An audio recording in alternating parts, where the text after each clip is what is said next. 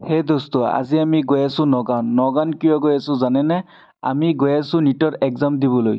কিন্তু আমি ব্লগটো ঘৰৰ পৰা ষ্টাৰ্ট কৰিব নোৱাৰিলোঁ কাৰণ ৰাতিপুৱা আমাৰ তাত সময় নাছিলে। ৰাতিপুৱা অতি সোনকালে উঠি গা পা ধুই যাব লগা হ'ল, 2টাৰ পৰা এক্সাম। গতিকে আমি ৰাস্তাৰ পৰা ব্লগটো আৰম্ভ কৰোঁ। মোৰ লগত আছে মোৰ ফ্ৰেণ্ড এজন, আৰু ব্লগটো বনাই থাকোঁতেই দুৰ্ঘটনা এটা ঘটিল। অলপৰ কাৰণে মোবাইলটো পৰা নাই, ধৰিলোঁ। এয়া চাওক,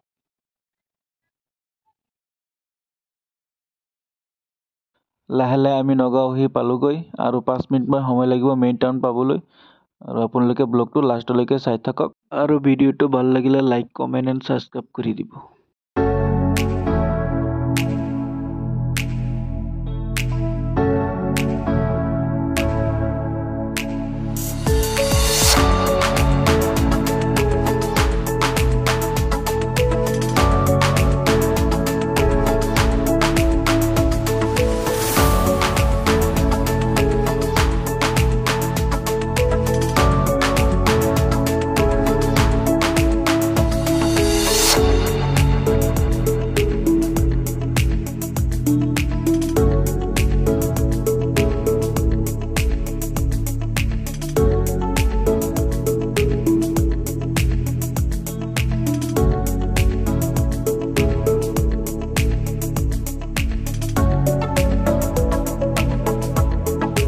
গাড়ীত তেল নথকাৰ কাৰণে আমি পেট্ৰল পাম্পত আহিলোঁ আৰু পেট্ৰল ভৰাই ল'লোঁ গাড়ীত।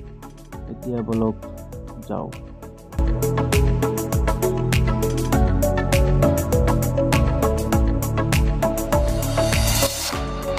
আমি আগতে যিটো হোষ্টেলত থাকিছিলোঁ সেইটো হোষ্টেলত আমি এতিয়া বাইকখন থ'বলৈ আহিলোঁ, আৰু হোষ্টেলখনৰ পৰিৱেশখন চাওক।